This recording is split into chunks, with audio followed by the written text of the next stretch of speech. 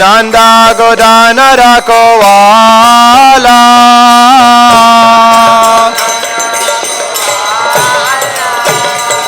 Govinda Madhava Navanita Taskara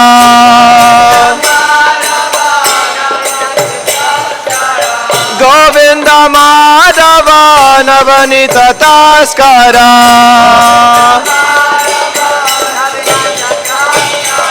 Sundarananda Gopala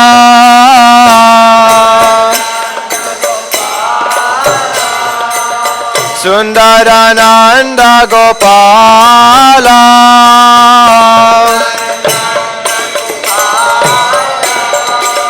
Yamuna Tatachara Gopi Vasanahara Rasa Rasika Kripa Moya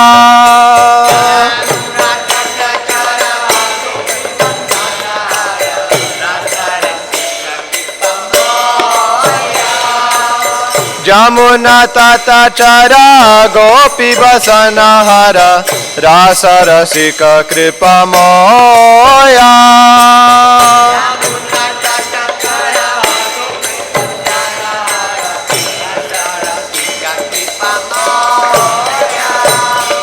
Shri Radha Vallabha Vrindavana Natabara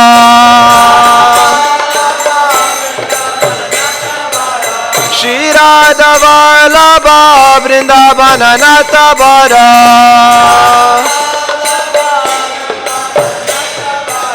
Bhakti Vinodashaya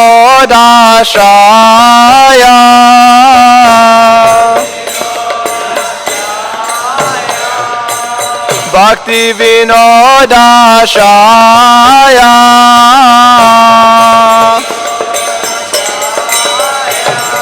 Yashomati Nandana Brajabaranagara Gokula Ranjana Kana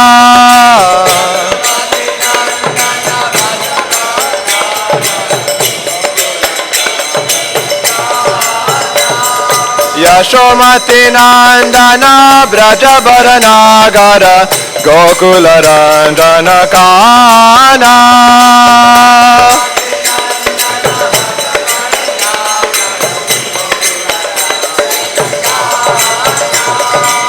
Amala Harinama Miya Vilasa Amala Harinama Miya Vilasa Vipina Purandana Navina Nagarabara Braja Janapalana Surakula Nashana Govinda Madhava Navanita Taskara Govinda Madhava Navanita Taskara Jamuna Tatachara Gopi Vasanahara Yamuna Tatachara Gopi Vasanahara Bhakti Vinodashaya Bhakti Vinodashaya Hare Krishna Krishna Krishna Hare Hare Hare Ram Ram Ram Hare Hare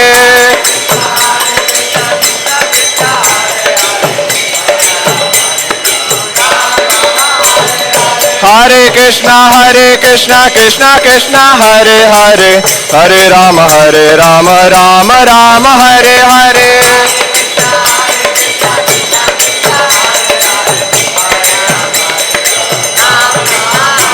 Hare Krishna Krishna Krishna Hare Hare Hare Ram Ram Ram Hare Hare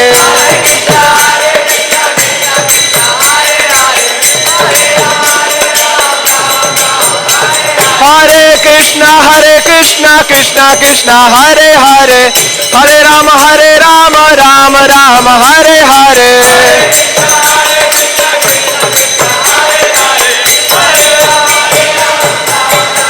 Jaya Krishna Balaram Krishna Balaram Krishna Balaram Jaya Krishna Balaram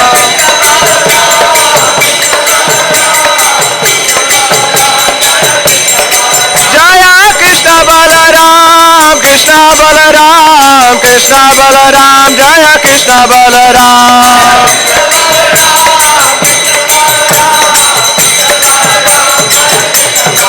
Hare Krishna Krishna Krishna Hare Hare Hare Rama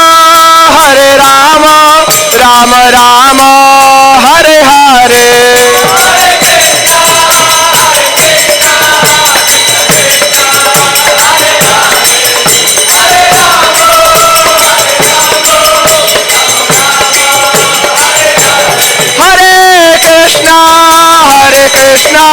Krishna Krishna Hare Hare Hare Rama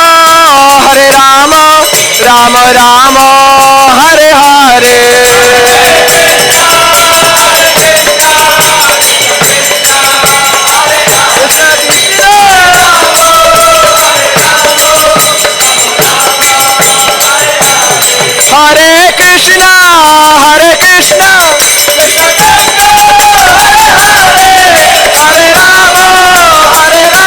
Rama Rama Rama Hare Hare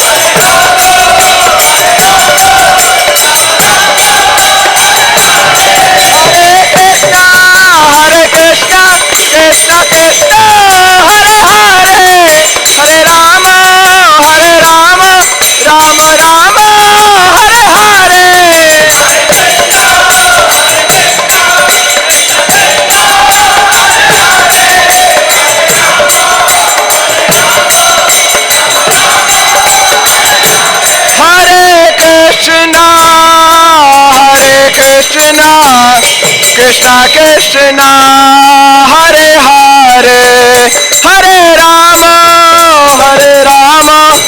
Rama Rama Hare Hare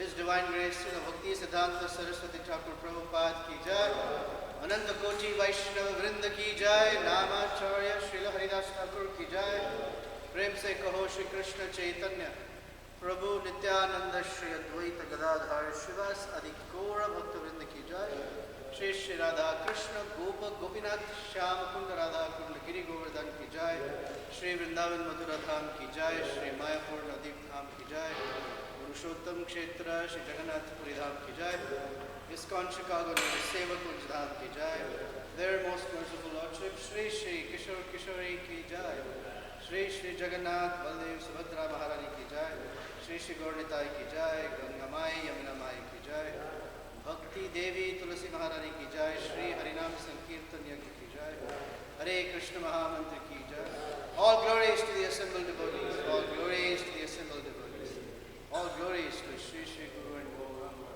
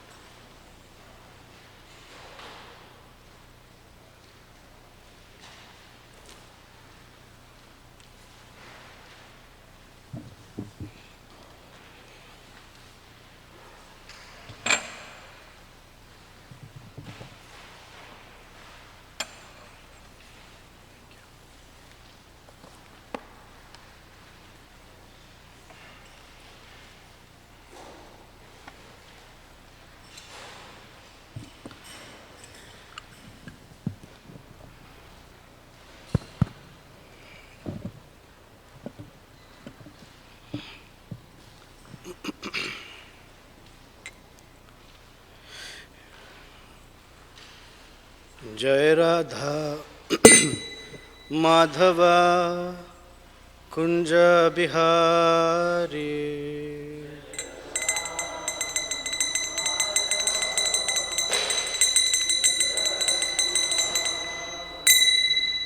जय राधा माधवा कुंज बिहारी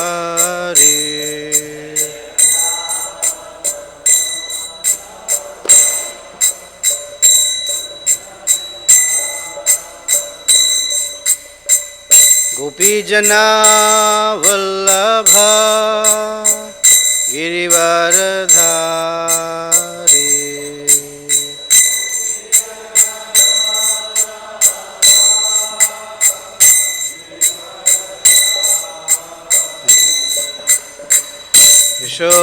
यशोदानंदन ब्रज जनरंजन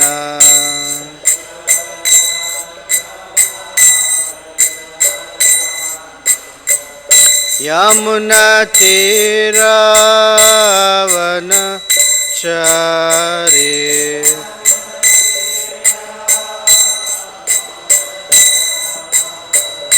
यमुना तीरावन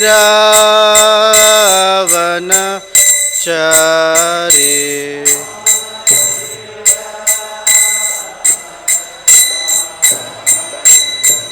जय राधा माधवा कुंज विहारी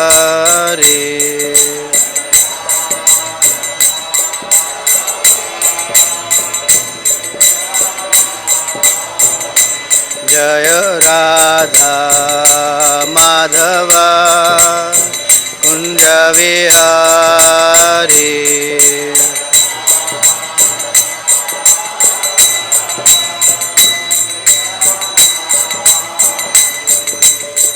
गोपी जना वल्लभा गिरिवरधारी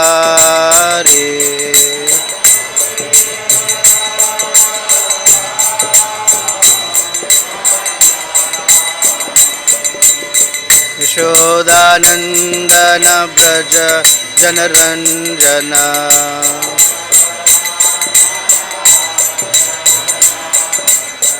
यमुना तीरावन चारी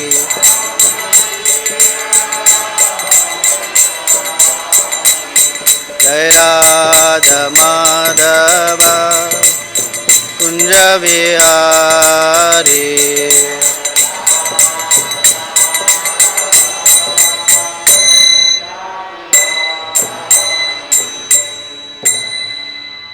जय ओम विष्णुपाद परमहंस परिव्राजकाचार्य अष्टोत्तर शत Shri Srimad divine grace A C Bhaktivedanta Swami Srila Prabhupada की जय अनंत कोटि वैष्णव वृंद की जय श्रीमद् भागवतम की जय all glories to the assembled devotees all glories to the assembled devotees all glories to Sri Sri Guru and Gauranga Narayanam namaskritya naram cheva narottamam देवीं सरस्वतीं व्यासं ततो जयमुदीरयेत् नष्टप्रायेषु भद्रेषु नित्यं भागवत सेवया भगवती उत्तमश्लोके भक्तिर्भवति नैष्टिकी ॐ नमो भगवते वासुदेवाय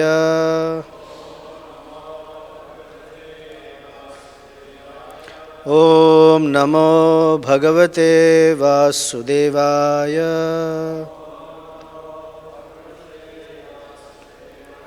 ॐ नमो भगवते वासुदेवाय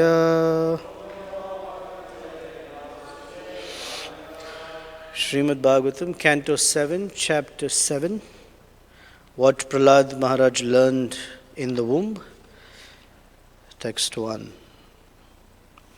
Shri Narada Uvacha Evam Daitya Sute Prushto Mahabhagavato Suraha Uvacha Tan Smayamana Smaran Mad Anubhashitam Evam Daityasute Prushto Mahabhagavato Suraha Uvacha Tan Smaya Manah Smaran Mad Anubhashitam Evam Daityasute Prushto Mahabhagavato Suraha Uvacha Tan Smaya Manah Smaran Mad Anubhashitam.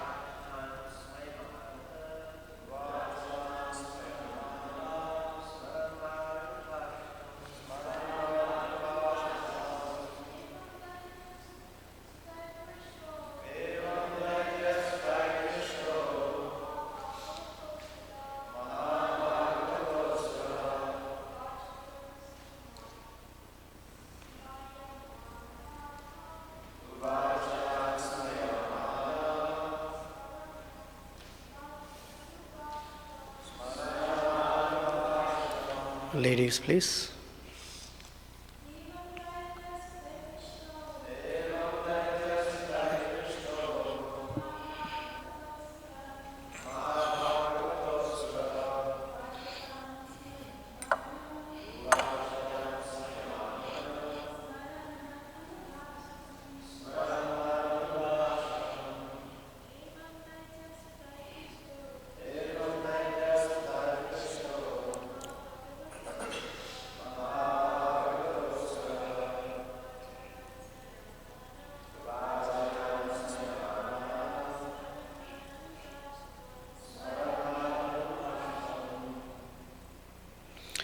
Shri Narada Uvacha. The great saint Narada Muni said, Evam, thus, Daitya Sutaye, by the sons of the demons, Prishtha, being questioned, Mahabhagavataha, the exalted devotee of the Lord, Asuraha, born in a family of demons, Uvacha, spoke, Tan, unto them, the sons of the demons, Smayamanaha, smiling, Smaran, remembering, Mat Anubhashitam, what was spoken by me. Translation and purport by Srila Prabhupada Ki Jai. Narada Muni said, although Prahlad Maharaj was born in a family of asuras, he was the greatest of all devotees. Having thus been questioned by his class friends, the sons of the asuras, he remembered the words spoken to him by me and replied to his friends as follows. Purport. When he was in the womb of his mother, Prahlad Maharaj listened to the words of Narada Muni. One cannot imagine how the baby in the embryo could hear Narada. But this is spiritual life. Progress in spiritual life cannot be obstructed by any material condition. This is called ahaituki apratihata. Reception of spiritual knowledge is never checked by any material condition. Thus Prahlad Maharaj, from his very childhood, spoke spiritual knowledge to his class friends, and certainly it was effective, although all of them were children.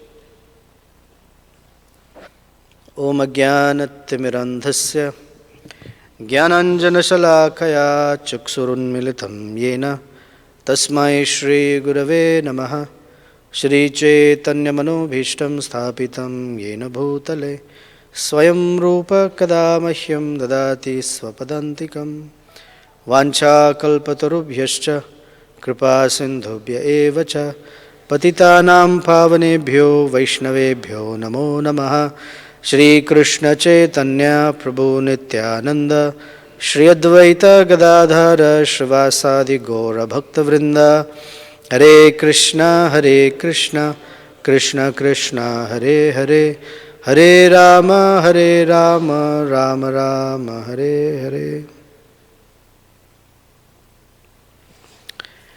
Hare Krishna. I wish all of you a very, very happy and wonderful Balaram Jayanti, the appearance day of Lord Balaram. So his name Bala and Rama. Bala means strength. So he's the source of not just physical strength, but spiritual strength. And we all know, to whatever degree we have realized, maybe mustard seed degree or pea-size degree or a soccer ball size, doesn't matter.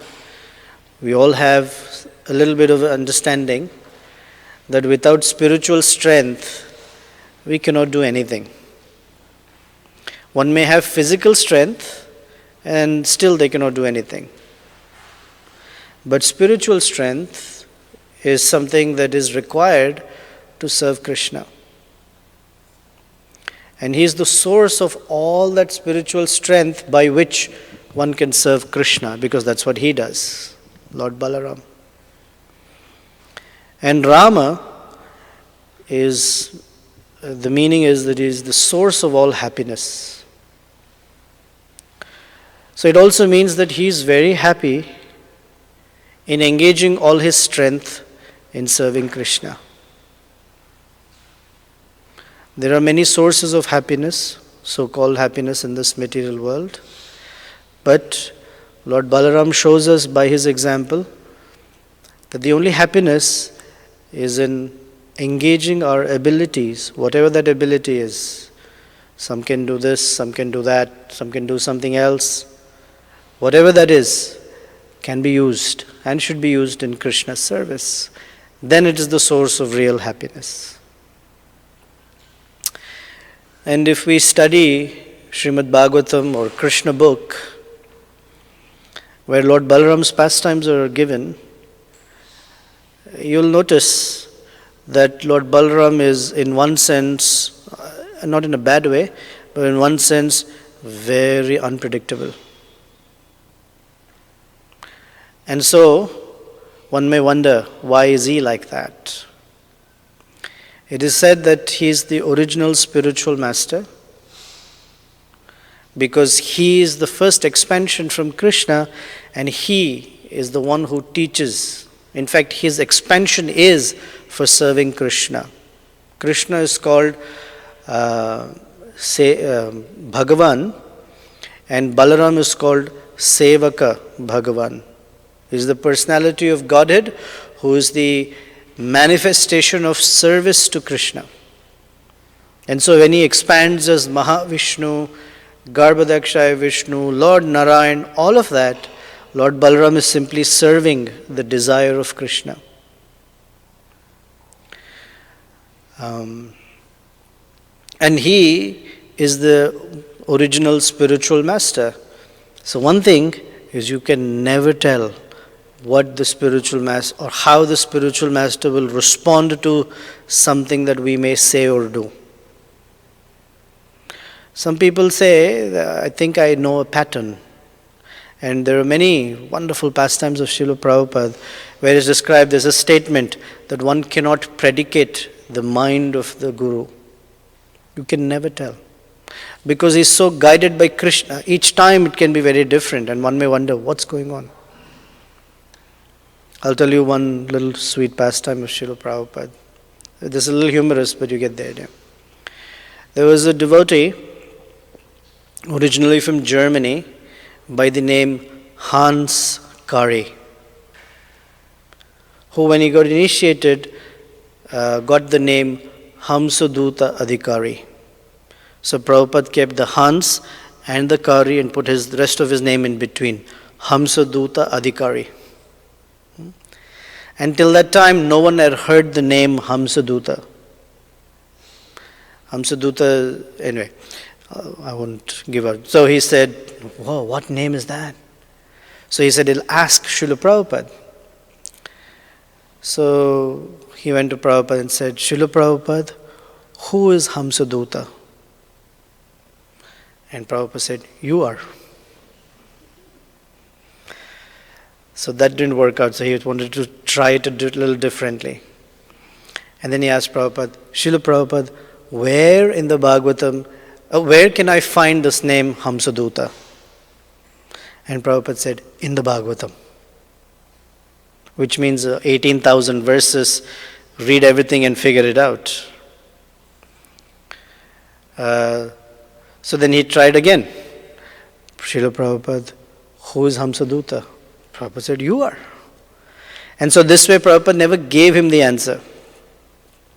The idea was, he was trying to somehow get an answer out of Prabhupada in a particular way, and Prabhupada was not willing to give an answer. There's another story of shoes of Srila Prabhupada. There were two devotees, they're very special devotees in New Vrindavan. They were very good friends, and they came to Krishna consciousness together. And so they were always together in the ashram, and they would inspire each other. So when they first saw the Srimad Bhagavatam first canto, you've seen the dust cover, right? The beautiful spiritual sky. And so they looked through the cover, and both of them studied it very carefully, and they pointed to one particular planet that they really liked. So they didn't know what that was. So they went to the other devotees and said, in this whole cover, the blue cover with Goloka Vrindavan in between and all the beautiful planets, we like this one. What is this planet? And the devotee said, that's the material world. That little cloud. So these were this kind of devotees. They're very, very, I guess, new and So they heard that any Mahaprasad you can get from the spiritual master is very special. So one of these two friends, one of the devotees, he saw these shoes of Srila Prabhupada, and he saw them that they were new shoes. So he said, I know where these shoes are sold, and these are new. So I have an idea. I'll buy exactly another pair that looks like this pair. And tomorrow, I'll switch this pair with Prabhupada's shoes. That way, Prabhupada wouldn't know because they're new, right? Once you've used the shoes well, you've broken into them, you know. When you put your foot into someone else's shoe, you can tell it's not mine. Or when you put your foot in your shoe, you know, it's mine, right? So this is new, and when it is new, you're still getting used to it. I said, these are new shoes. I can trick Srila Prabhupada. So as the plan was, Prabhupada would come, leave his shoes, go up the stairs into his room. So as soon as Prabhupada left his shoes there, very, very deftly, he switched the pair. And he got this Mahaprasad. And he didn't tell anyone. Because, once you tell someone how it is in the Hare Krishna movement, everyone knows. So he didn't tell anyone. So later Prabhupada came down, wore his shoes, went for a walk, came back, left his shoes there, went up to his room. And he said, it worked. It worked so well. Now I have these Mahaprasad shoes. 2 minutes later, Prabhupada's assistant came out and said to this devotee, Srila Prabhupada has a message for you. He said, wow, what? Prabhupada said, thank you for the shoes. And next time, don't play with the spiritual master. So it's like, how did he know? So this way, as the spiritual master is guided by Krishna in a very, very special sort of way. So our prayer, among all other prayers we may offer, is to Lord Balaram, who may give us the strength, despite our physical limitations, or worse than that is the mental limitations we put on ourselves for some reason, and it stops us from deriving the strength necessary to serve Krishna. And it's not just serve means, necessarily physically do something, which is also part of service, but serving in our mind or serving by our words, we cause the obstacles, or we don't find sufficient strength in appreciating others, or in doing something for others or for Krishna, or thinking good thoughts about other devotees and about all living entities and about Krishna, etc. We cause those blocks. And so we pray to Lord Balaram, so we may overcome those blocks. We may overcome those obstacles so that we can serve Krishna without any hindrance. And that's connected to today's purport. You'll see how. So this is the 7th chapter of the 7th canto. Since we're beginning the chapter, I'll read you the summary so you know what's coming up. In this chapter, to dissipate the doubts of his class friends, the sons of the demons, Prahlad Maharaj states how, within the womb of his mother, he had heard from the mouth of Narada Muni, who had instructed him in Bhagavat Dharma. When Hiranyakashipu left his kingdom and went to the mountain known as Mandarachala to execute severe austerities, all the demons scattered. Hiranyakashipu's wife Kayadhu was pregnant at that time, and the demigods, mistakenly thinking that she carried another demon in her womb, arrested her. Their plan was that as soon as the child took birth, they would kill him.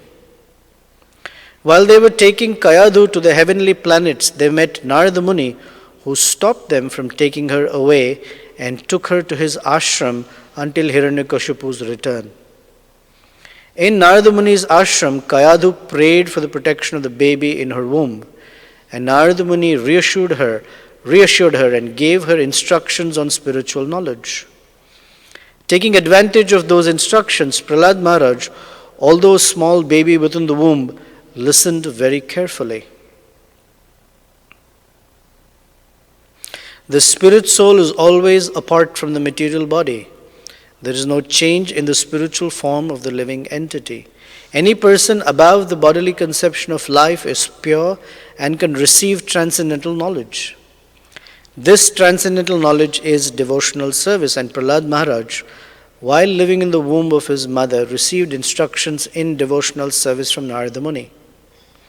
Any person engaged in the service of the Lord through the instructions of a bona fide spiritual master is immediately liberated, and being free from the clutches of Maya, he is relieved of all ignorance and material desires. The duty of everyone is to take shelter of the Supreme Lord and thus become free from all material desires. Regardless of the material condition in which one is situated, one can achieve this perfection. Devotional service is not dependent on material activities of austerity, penance, mystic yoga, or piety. Even without such assets, one can achieve devotional service through the mercy of a pure devotee. So this chapter begins with Prahlad responding to his friends who asked him in the previous chapter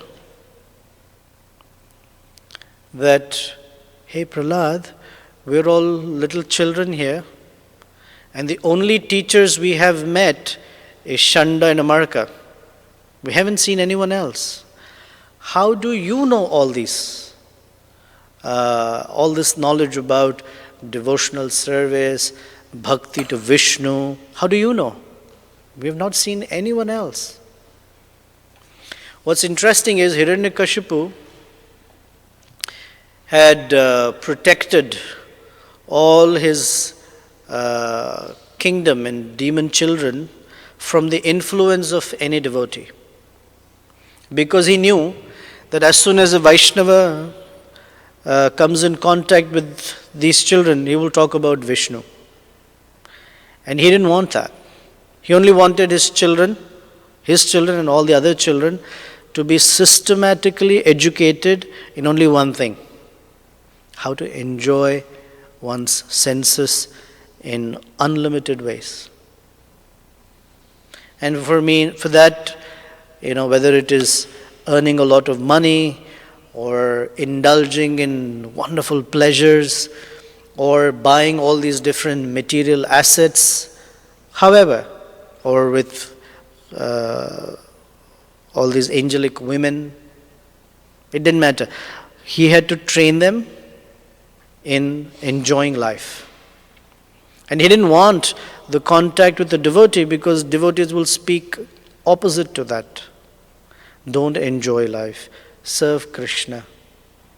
Right? For how many lifetimes you have enjoyed this one lifetime you give to Krishna, etc.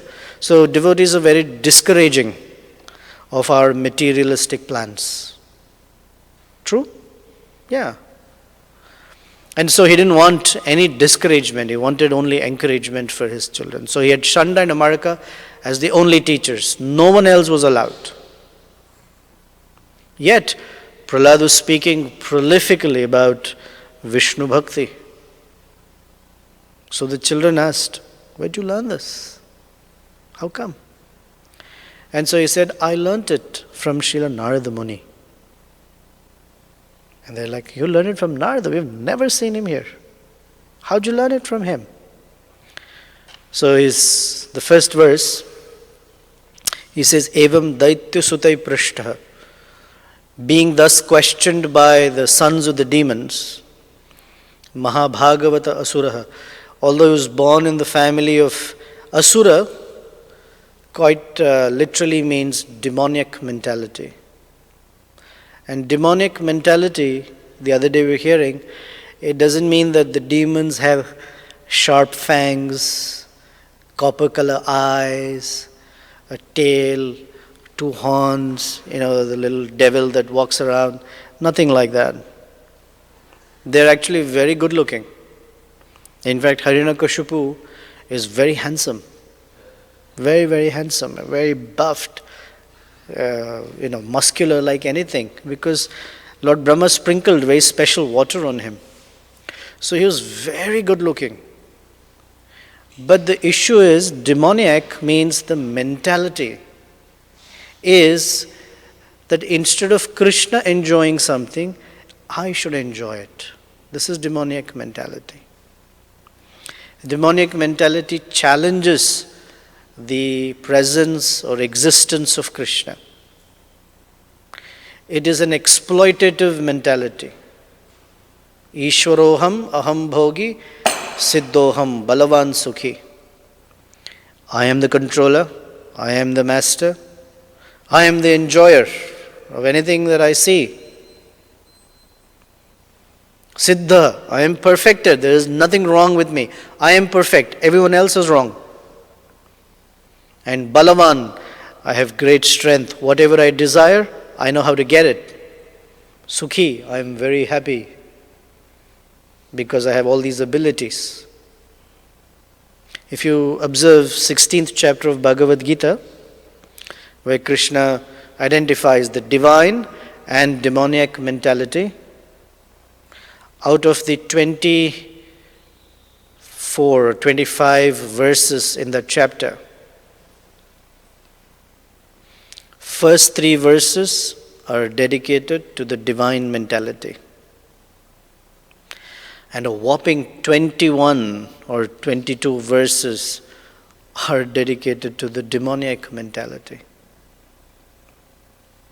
Why do you think so? Mikey? Maybe what? Okay. Okay. Yeah, Rasika Manjari.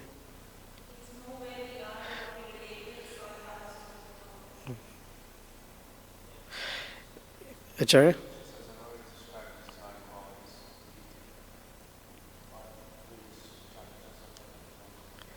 Yes, in the second chapter is described. In the 13th chapter, he gives the 20 qualities of knowledge.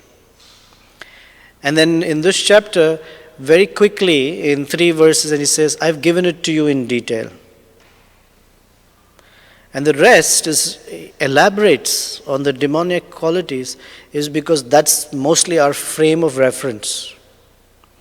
When we hear necessarily things like non-violent, tolerant, peaceful, humble, we say, well, I don't know what that means. I can't relate to it. But when things happen that are very much that we can relate to, either in ourselves or definitely when we see others, it's easier to see it in others, right? Greed or lust or anger or any of the demonic content, we say, oh yeah, I know. I know what that looks like for myself and for others. So then, Prahlad Maharaj says, Uvacha tan smayamanaha. So he spoke to them with a smile on his face. Why is he smiling? Guess, why is Prahlad Maharaj smiling? Well, they're inquiring, but more particularly, Smaran Mad Anubhashitam. He's particularly remembering Narada Muni and Narada Muni's instructions. It is so the parallel is that the instructions of the spiritual master or the memory or the remembrance of the spiritual master should bring a smile on one's face. Because that person is the person that is our real well-wisher. So he said, Uvacha tan smayamana smaran mad anubhashita.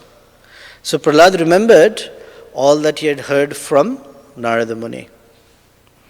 So in the purport, Prabhupada says, progress in spiritual life cannot be obstructed by any material condition. So going back to praying to Lord Balaram, we find that our progress in spiritual life is obstructed by material condition. Physically, if we are ill or tired or something, or mentally, if we are dealing with something sad or we are angry about something or upset about something or preoccupied about something else, we find that these cause our spiritual practices to be obstructed. But Prabhupada is saying, cannot be. And the reason they are obstructed is because we tend to fall into, or for the sake of this discussion, we tend to fall into a very severe malady called the bodily conception of life. Actually, we don't fall into it. We are always operating there. Once in a while, we get a little spiritual glimpse. Once Srila Prabhupada, it was in Bombay, 1972, I think.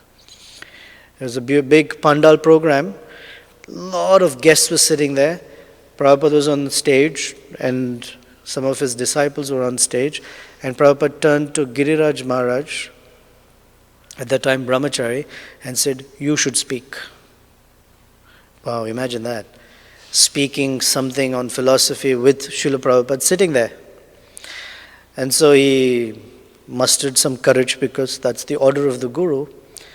And he started speaking. And one of the things he said is, and sometimes we fall into Maya. And Prabhupada cut him off. Sometimes you're always in Maya. Sometimes you're Krishna conscious.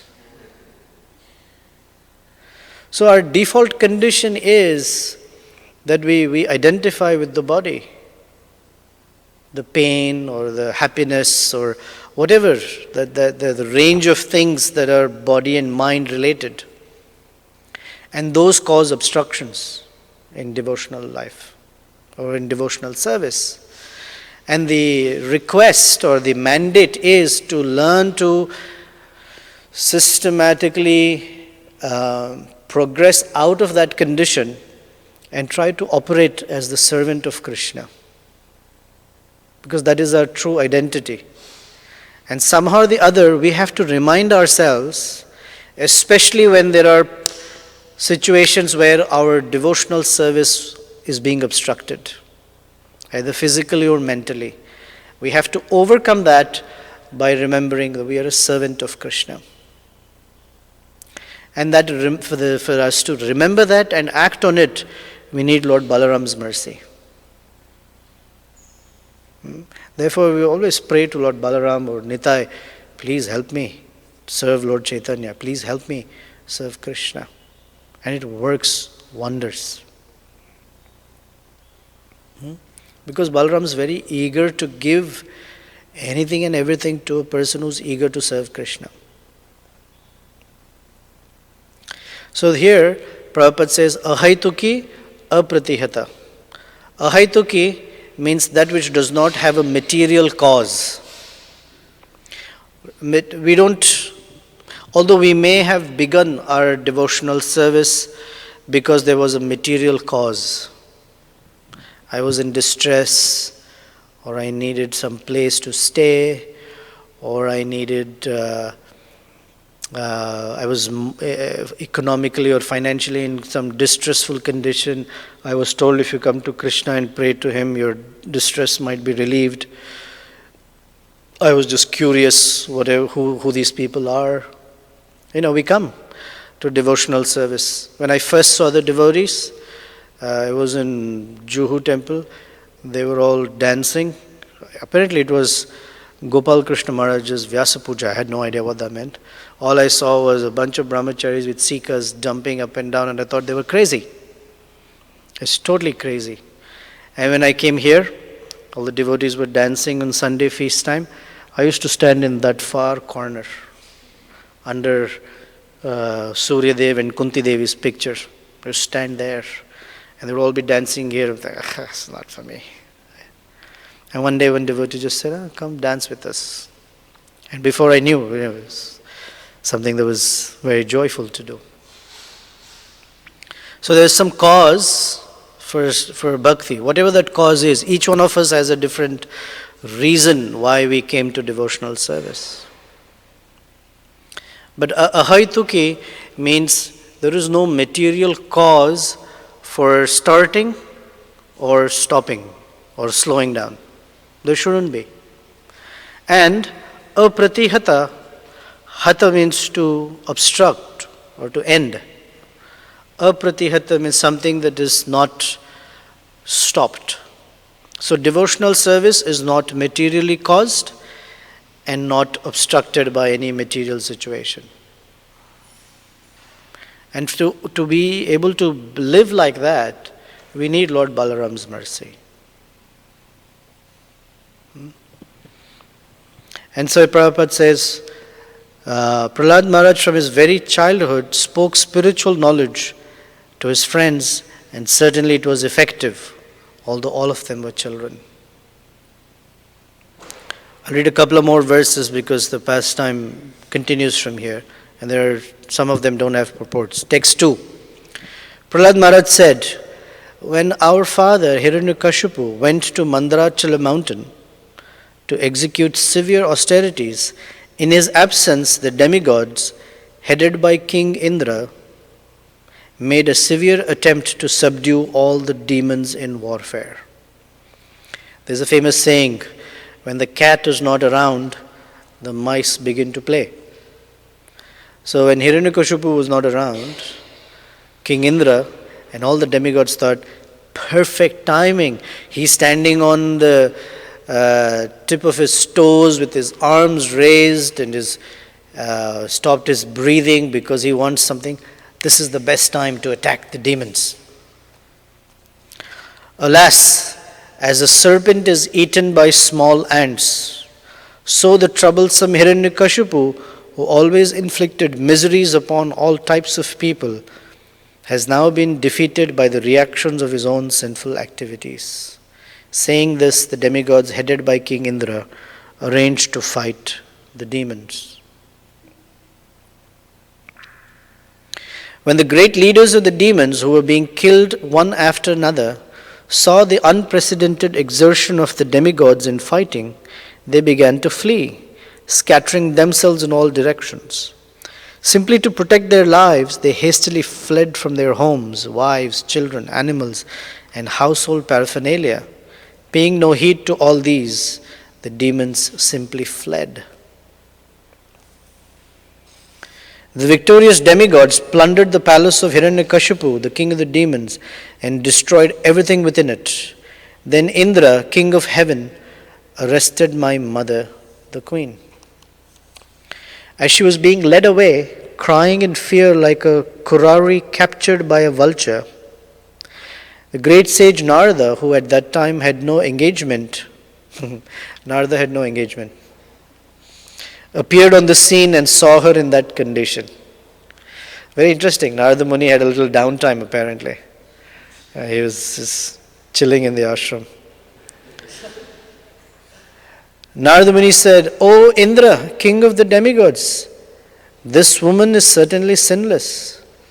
You should not drag her off in this merciless way, O greatly fortunate one. This chaste woman is the wife of another. You must immediately release her." King Indra said, "In the womb of this woman, the wife of the demon Hiranyakashipu, is the seed of that great demon. Therefore, let her remain in our custody until her child is delivered, and then we shall release her."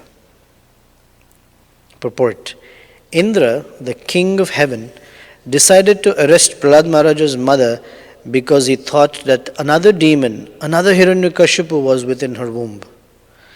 The best course, he thought, was to kill the child when the child was born, and then the woman could be released. Something very interesting is Indra is not into abortion. He waited till the child would be delivered, and then, if necessary, he said, "I'll kill the child."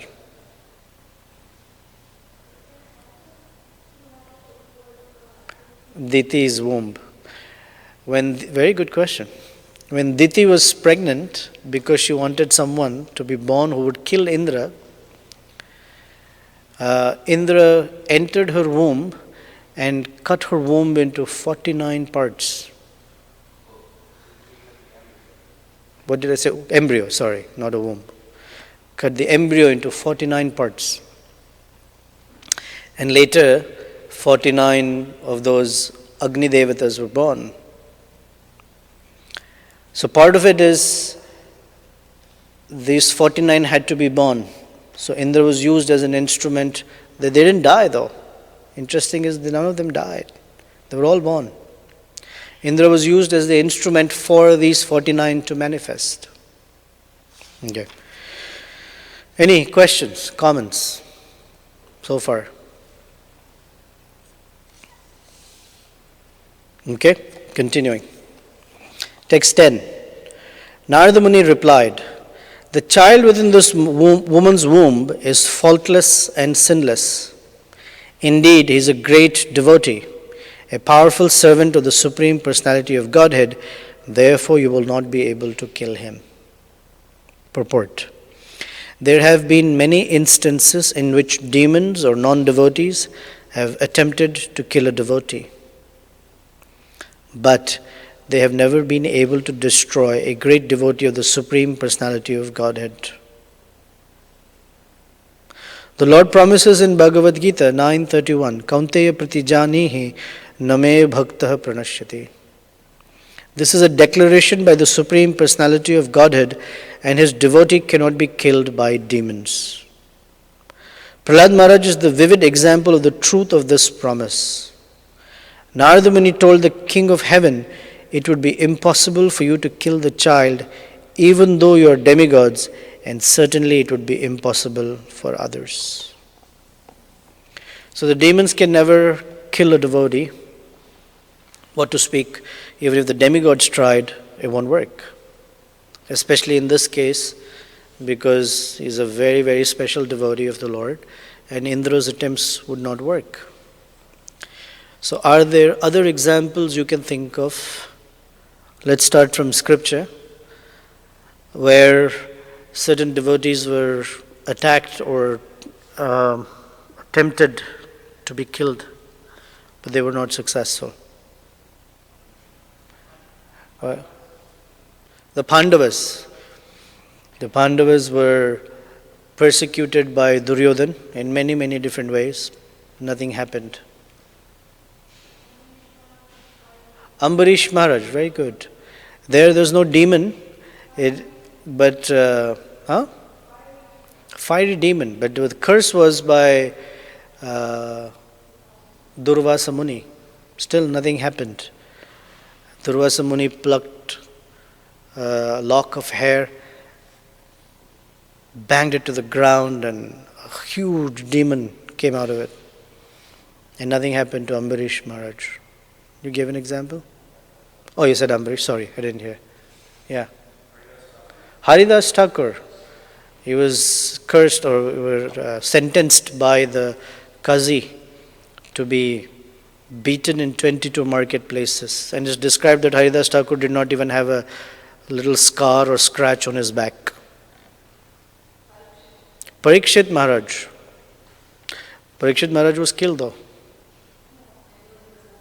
Okay. There's a reason. In the womb of Uttara, when Ashwathama released this Brahmastra, it said that Parikshit Maharaj was about to be charred completely. And immediately Lord Vishnu, or Krishna was standing there, protected the embryo. And therefore his name, one of his names is Vishnu Rata, one who's protected by Lord Vishnu. Any other? Yeah, the residents of Vrindavan, when Indra, again here, tried to kill all of them because they would not give him his share of the or do the sacrifice for him. Yeah, nice examples. Yes, Prahlad, last one. Sita Devi and Ravana. Well, he says, attempted to kill a devotee. So Ravana did not kill Sita Devi. He said he would have her for breakfast if she did not decide to marry him. If she had decided that she will not marry him, he would have her for breakfast. Ravana was cursed by Vedavati. Don't get me into the Ramayana mode, but Ravana was cursed by Vedavati. Vedavati, this is before the Ramayana starts. Vedavati was a very young, very good-looking young lady who had spent her entire youthhood in the forest meditating on Lord Vishnu. And Ravan was flying in his Pushpaka Vimana, flower airplane. And his eyes were always hungry and lusty for good-looking women. And so as he scanned, he saw her. And by the dint of her austerity, she was very, very effulgent. So he decided that he should defile her. And when he attempted to, she cursed him. By the power of her austerity, she cursed him. If you ever force yourself on a woman one more time, she will be the cause of your death. So when he kidnapped Sita Devi, he used to torment her for a whole year. For a whole year. He tormented her so that she would acquiesce and she would agree to become his wife. He could not force himself on her. Okay.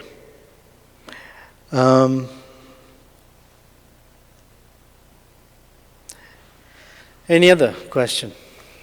Comment? Okay? All right. Festival crowd. Thank you very much. Srila Prabhupada ki jai. It's a fasting crowd.